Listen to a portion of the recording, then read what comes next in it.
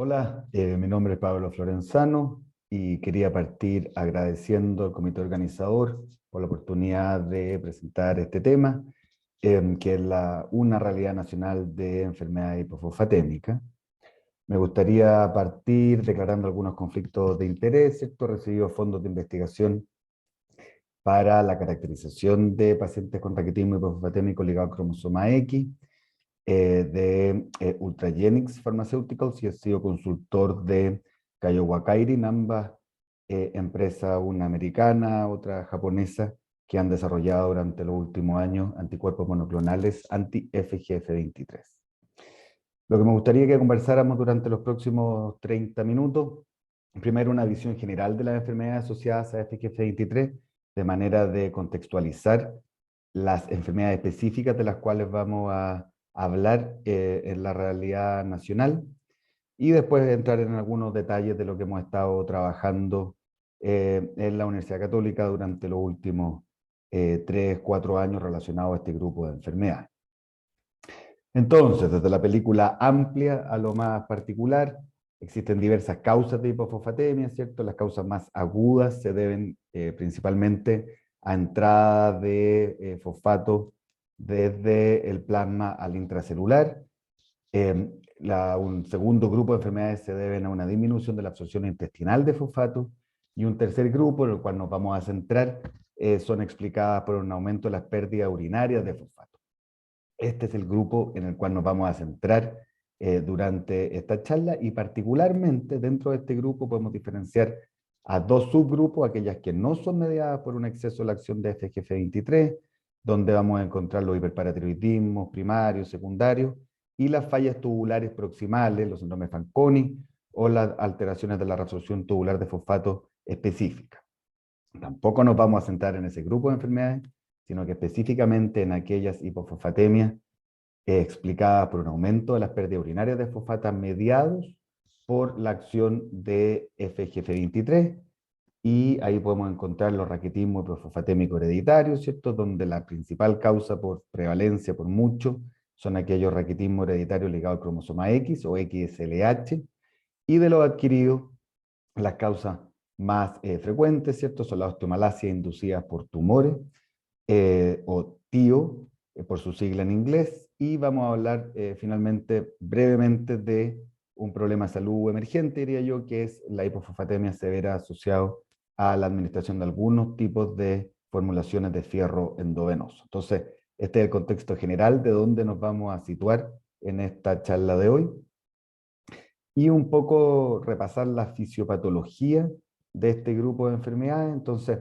ya sea por mutaciones, en este caso inactivantes del gen FEX, que es el causante del raquitismo hereditario ligado al cromosoma X o XLH, ya sea por la administración de alguna formulación de fierro endovenoso, o ya sea por la existencia de tumores mesenquimáticos fosfatúricos, va a haber un aumento de la secreción por parte del osteocito, o de tumores de células fuera del hueso, ¿cierto? Como los tumores mesenquimáticos, va a haber un aumento de la actividad de FGF23, y va a aumentar sus niveles circulantes. Esto principalmente va a tener dos efectos. A nivel del túbulo proximal, va a determinar una disminución de la expresión y actividad de cotransportadores sodio-fosfato 2A y 2C, y esto va a determinar un aumento de la excreción urinaria de fosfato. Y por otro lado, a nivel también del túbulo proximal, va a haber una inhibición o disminución de la activación de la 1-alfa hidroxilasa, con lo que va a haber una disminución de los niveles circulantes de 1,25 hidroxivitamina D, lo que va a determinar una disminución de la absorción intestinal de fosfato y de calcio. La disminución de la absorción intestinal y el aumento de la excreción urinaria de fosfato determinarán una disminución del fosfato sérico, y al haber disminución de la disponibilidad de fosfato, va a haber una disminución o alteración de la mineralización ósea, que en niños se va a manifestar por raquitismo, ¿cierto? O osteomalacia, y en adultos principalmente por osteomalacia, y a nivel dental, ¿cierto? Determinará también una disminución del sustrato del fosfato para la mineralización de dientes, ¿cierto? Lo que tendrá un fenotipo particular, como vamos a ver posteriormente. Por supuesto que también hay un componente de compromiso muscular por la disminución del fosfato como sustrato para la formación de ATP, y habrá una miopatía proximal que vemos habitualmente en pacientes hipofosfatémicos. Hay otro como dominio de manifestaciones de este grupo de enfermedades que son menos caracterizadas desde el punto de vista etiológico de por qué se producen, pero sabemos que especialmente en pacientes con XLH, también con osteomalacia inducida por tumor, habrá un aumento de las calcificaciones extraesqueléticas. Entonces habrá calcificaciones de los tendones en su sitio de inserción, en tesopatía, ¿cierto? Y calcificaciones de ligamentos paravertebrales, que no son en principio mediados directamente por la hipofosfatemia, sino que probablemente están relacionados por el exceso de FGF23. Entonces, ya ahora que hemos visto dónde se contextualizan, dónde se sitúan estas enfermedades de las cuales vamos a hablar, me gustaría que pasáramos a estas enfermedades, y vamos a partir con el raquitismo hipofosfatémico ligado al cromosoma X. Cada una de estas enfermedades les voy a contar un caso que hemos visto durante los últimos años en Chile, y para después transicionar a mostrarles un poco lo que hemos aprendido en una película más general de cómo se están manifestando estas enfermedades en nuestro país. Entonces, este es un hombre de 32 años que es físico, doctor en física, y que tiene un antecedente de un diagnóstico, un raquitismo hipofosfatémico, que se diagnosticó a los 8 años de edad por la presencia de un geno valgo significativo y talla baja.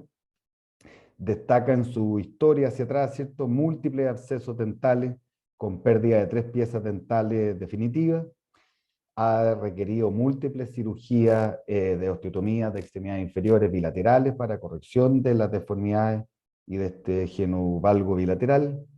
Recibió tratamiento con fosfato y calcitriol desde más o menos los 8 a los 18 años de edad, después, tras lo cual dejó de recibir fosfato y calcitriol, cosa que vemos muy habitualmente en pacientes con XLH, que terminan saturados, ¿cierto?, de tratamiento, y una vez que terminan su crecimiento y que pasan a la adultez, transicionan a la adultez, abandonan el tratamiento. Este paciente no tiene antecedentes familiares de enfermedad de raquitismo hereditario, y la historia actual, cuando nos tocó evaluarlo hace un par de años, ¿cierto?, destacaba que tenía debilidad muscular proximal, dolor en extremidades inferiores difuso, y específicamente dolores articulares en rodillas y en tobillo, y dolores en la palpación de ambos tendones calcáneos. Él refiere que tiene un dolor 4 a 5 de 10 y que esto afecta significativamente su calidad de vida. Al examen físico podemos ver una talla de 1,50 m, una talla objetivo genético 1,68 m, con obesidad, una dentadura en mal estado, con pérdida de piezas dentales pese a sus 32 años, y con un geno valgo bilateral. Entonces esta es su radiografía, y vemos ciertas secuelas evidentes del raquitismo durante la infancia, con evidencia de osteomalacia activa, ¿cierto?, presencia de algunas pseudofracturas, y estas secuelas, ¿cierto?, de sus osteotomías durante la infancia. Entonces, la evaluación inicial que hicimos, exámenes generales, obviamente se objetivó la hipofosfatemia persistente, con un aparato hormona dentro del rango normal, elevación de fosfatasas alcalinas, cosa que encontramos muy habitualmente elevado cuando hay un trastorno de la mineralización, vitamina D en 21, función renal normal. Entonces, les muestro este algoritmo que hemos propuesto como para enfrentamiento de pacientes con hipofosfatemia, que pueden encontrar en esta referencia, en el Lancet Diabetes and Endocrinology, si es que alguien está interesado, pero básicamente se basa en una buena historia y examen físico inicial para descartar causas evidentes, clínicamente fácil de descartar, como un hiperparatiroidismo, por ejemplo, o si hubiese enfermedades hereditarias conocidas. Si es que no logramos descartar rápidamente o confirmar enfermedades conocidas, vamos a evaluar si es que hay pérdidas renales inadecuadas, y eso lo hacemos a través del cálculo de la reabsorción tubular de fosfato, que en este caso en nuestro paciente estaba en un 72%, que está disminuida, ¿cierto?, sobre todo en un paciente hipofosfatémico. Y después pasamos a tratar de ver si que estas pérdidas urinarias son mediadas o no por FGF23, En este caso medimos FGF23 en el laboratorio y encontramos niveles elevados. Por lo tanto, estamos en este grupo de enfermedades mediadas por FGF23 y obviamente por una historia que debuta el diagnóstico a los 8 años de edad, pero probablemente venía de mucho antes. Estamos probablemente frente a una enfermedad hereditaria. Hicimos estudios genéticos y se confirma una variante patogénica, ¿cierto?, en el gen FEX, que como conversamos es el gen que se ve alterado, ¿cierto?, en raquitismo ligado al cromosoma X. Iniciamos tratamiento, dado su elevación de fosfatasa alcalina, la presencia de pseudofractura en la radiografía, con fosfato elemental 250 miligramos 4 veces al día, más calcitriol 0,5 microgramos al día para iniciar la titulación. Y él es uno de los pacientes, ¿cierto?, que hemos podido evaluar durante los últimos años y caracterizar en nuestra población. Esto lo publicamos hace un par de años, con los primeros 26 pacientes con raquitismo ligado al cromosoma X en nuestro país. Ahora tenemos ya en la cohorte 52 pacientes.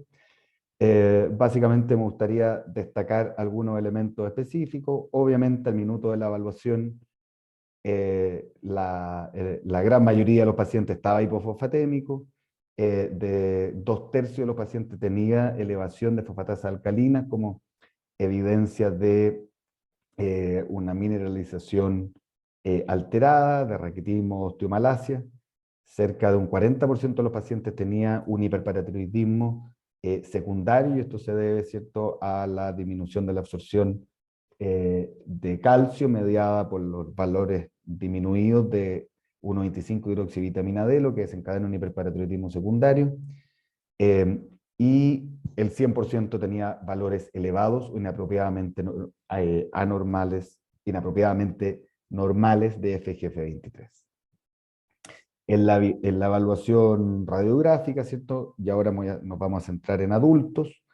Vimos que 1 de cada 4 adultos con XLH en nuestro país tenía evidencia de pseudofractura activa, o sea, osteomalacia activa. Un 20% presentaba retardos de consolidación después de ya sea fracturas o de cirugías de realineamiento de extremidades inferiores. Un 15% tenía evidencia de fracturas, destacando un porcentaje significativo de pacientes con fractura vertebral. El 90% de los adultos en nuestro país tenían evidencia de deformidad de extremidades inferiores como secuelas del raquitismo durante la infancia. Y, importante, ¿cierto?, un 85% tenía evidencia de entesopatía, ¿cierto?, estas calcificaciones de los sitios de inserción de los tendones, y pese a que tenían un promedio de edad de cerca de 30 años, el 80% de los pacientes adultos tenían evidencia de artrosis radiográfica. Evaluamos en conjunto con el equipo de odontología, ¿cierto?, la presencia, describimos su fenotipo dental. El 85% de los pacientes habían presentado abscesos dentales o fístulas. Una gran mayoría presentaba enfermedad periodontal evidente, con un porcentaje muy significativo de adultos jóvenes, insisto, un promedio de edad cerca de 30 años, con pérdida muy significativa de piezas dentales, y en general, entonces, mayor prevalencia de caries, de pérdidas dentales y necesidad de obturaciones comparado a la realidad de la población general chilena. Describimos también, y esto por supuesto ha sido escrito en la literatura internacional previamente, pero nosotros objetivamos, trabajando con el equipo de otorrino, un compromiso auditivo prevalente, y vimos en un 25% de la cohorte estudiada alguna magnitud de hipoacusia, cosa que hay que ir a buscar dirigidamente, aunque el paciente no lo refiera espontáneamente. Todos estos elementos y otros que evaluamos, ¿cierto?, justifican y explican el por qué nuestros pacientes en Chile tienen una tasa de compromiso funcional significativo, y esto es explicado por la presencia de dolor persistente que interfiere en forma significativa con el funcionamiento cotidiano, y en suma una calidad de vida disminuida tanto en su componente físico como mental comparado con datos referenciales. Entonces, tratando un poco de entender cómo lo estamos haciendo en cuanto a tratamiento, me gustaría destacar, son guías clínicas antiguas, pero aún las más aceptadas a nivel internacional de cuándo tratar a pacientes con XLH en términos de suplementación de fosfato y de calcitriol. Y en resumen, ¿cierto? En niños siempre, y porque ha mostrado beneficio en la talla final, en disminuir la incidencia de deformidades de extremidades y en menor compromiso dental. Estas indicaciones de siempre tratar que se ven en niños no son tan claras en adultos. Hay cierta controversia de cuándo se debe tratar en adultos, pero yo diría que es bastante aceptado que cuando hay dolor musculoesquelético persistente vale la pena hacer una prueba terapéutica con fosfato y calcitriol de manera a ver si hay una respuesta. Si hay elevación de fosfatasas alcalinas como evidencia de osteomalacia activa, por supuesto si hay presencia de pseudofractura o más aún de fractura, y en el periodo que rodea el procedimiento ortopédico de manera de disminuir la probabilidad de retardos de consolidación, pseudoartrosis, etc. ¿Cómo lo estamos haciendo en Chile? Los niños, ¿cierto?, evaluados, el 100% estaba en control y estaba recibiendo calcitriol y fosfato con mayor o menor adherencia, pero todos estaban en tratamiento. Esto en contraste con los adultos en Chile, donde vemos que solo la mitad de los pacientes evaluados tenían un endocrinóloga tratante como parte de su seguimiento, y que más casi 2/3 de los pacientes estaban sin tratamiento con calcitriol y fosfato. De los que estaban en tratamiento, la adherencia era subóptima, y esto principalmente explicado por síntomas gastrointestinales que comúnmente se asocian al uso de fosfato oral. Pese a que solo, digamos, un 40% de los pacientes estaban recibiendo este tratamiento convencional, vemos que un 60% de los pacientes tenían fosfatasa alcalina elevada, un 82% refería dolor musculoesquelético y un 25% tenía evidencia radiológica de pseudofractura. Entonces, lo que quiero decir con esto es que probablemente estamos subtratando pacientes adultos que sí tienen indicación de tratamiento convencional, y eso es algo en lo cual tenemos que trabajar. Por supuesto, lo bueno, digamos, de subtratar a los pacientes es que los exponemos a menos efectos adversos del tratamiento, y vemos que de nuestra cohorte solo el 15% tenía presencia de nefrocalcinosis o litiasis, que es un efecto adverso del tratamiento con calcitriol y fosfato. Y esto es algo que presentamos recientemente en un congreso latinoamericano, en que comparamos nuestra realidad sudamericana, Colombia, Brasil, Argentina y Chile con el hemisferio norte, con Norteamérica, en Canadá y Estados Unidos, y vemos que tenemos tasas de nefrocalcinosis, tanto en niños como en adultos, significativamente menores a lo que se ve en Estados Unidos y Canadá, y no hay muchas otras explicaciones que estamos subtratando o tratando menos con calcitriol y fosfato a nuestros pacientes.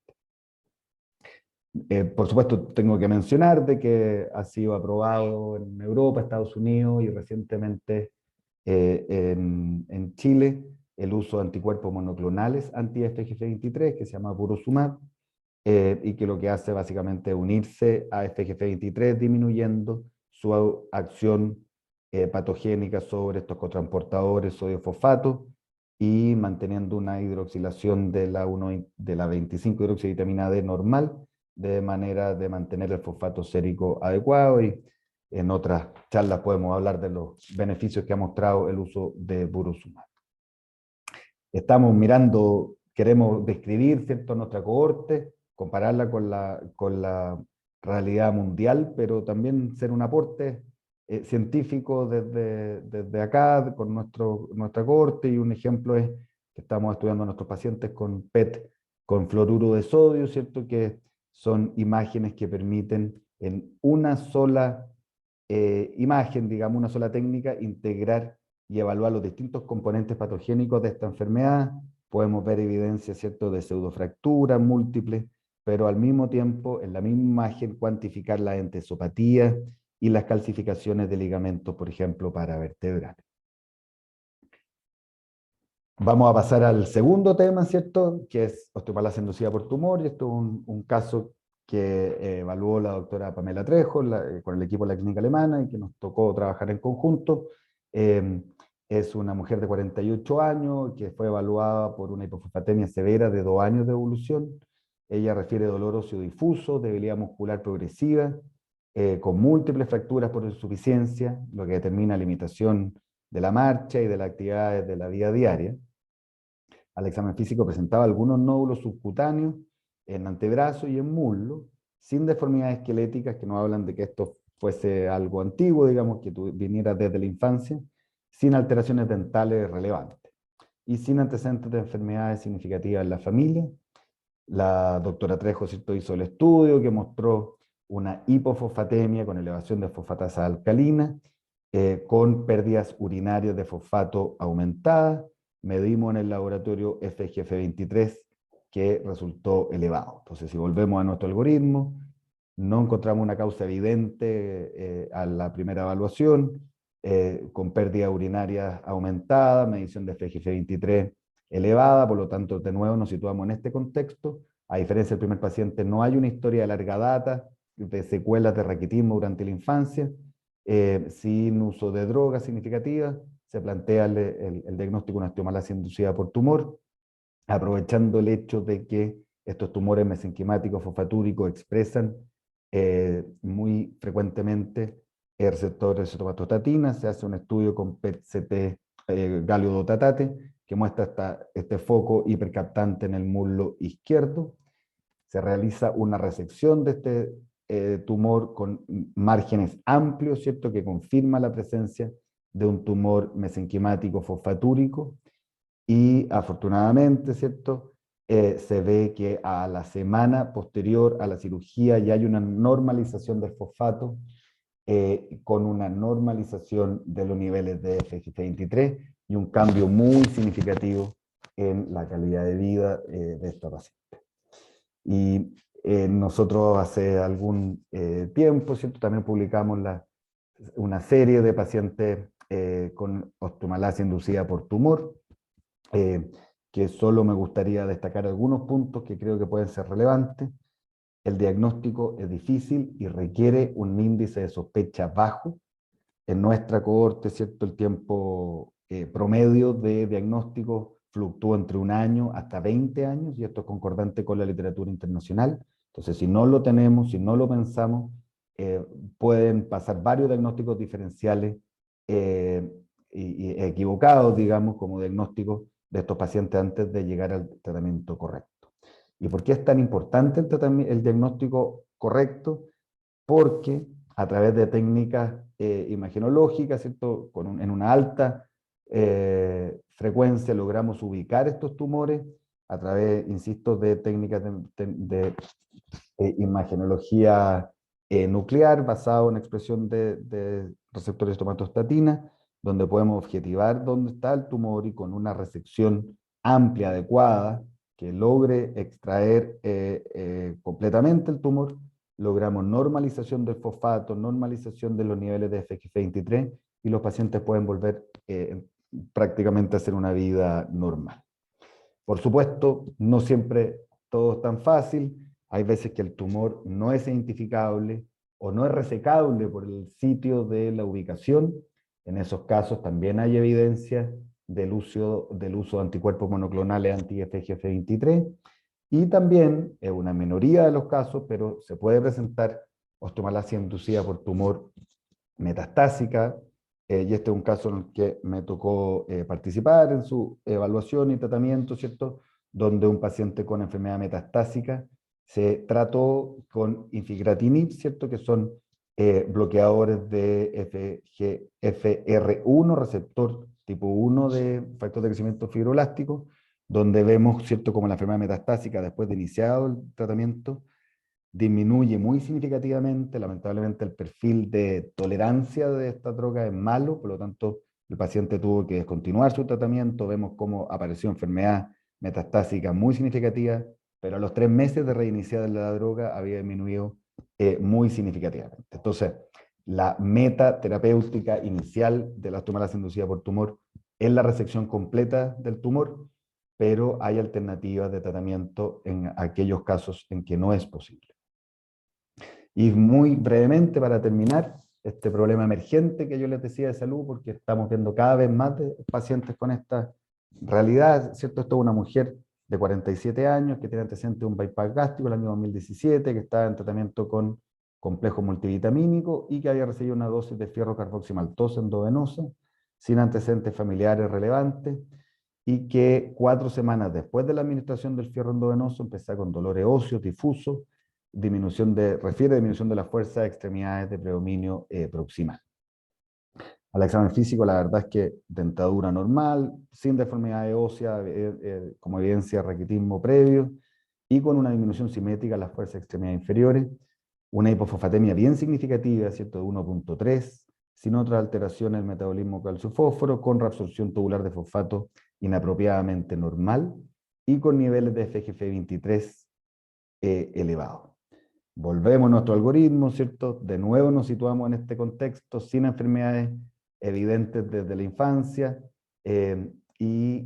por supuesto que el diagnóstico de una osteomalacia inducida por tumor era una alternativa, pero con el antecedente del uso de fierro carboximaltosa reciente, se hizo el diagnóstico de esto como efecto adverso en la administración del fierro, y esto es una serie de 3 casos que reportamos con la doctora Trejo, los doctores Guarda, Uslar en el congreso del año pasado y SBMR, donde vemos 3 pacientes que, teniendo niveles de fosfato basales absolutamente normales, después de la administración de fierro carboximaltosa desarrollan hipofosfatemia muy significativa, dependiente de FGF23, que demora entre 30 a 120 días en normalizar sus niveles de fosfato. Entonces, es importante conocer esta entidad, advertirle a los pacientes que es algo que puede pasar y que tiene tratamiento, que va a normalizarse y que no requiere mayores estudios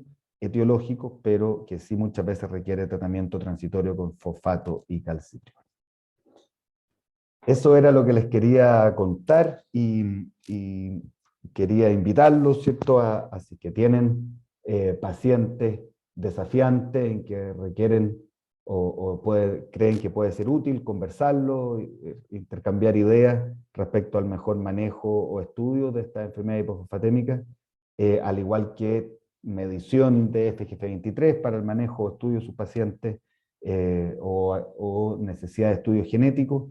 Yo encantado de colaborar y que trabajemos en conjunto. Muchas gracias por su atención y ahí está mi correo si es que alguien considera que le puede ser útil. Muchas gracias.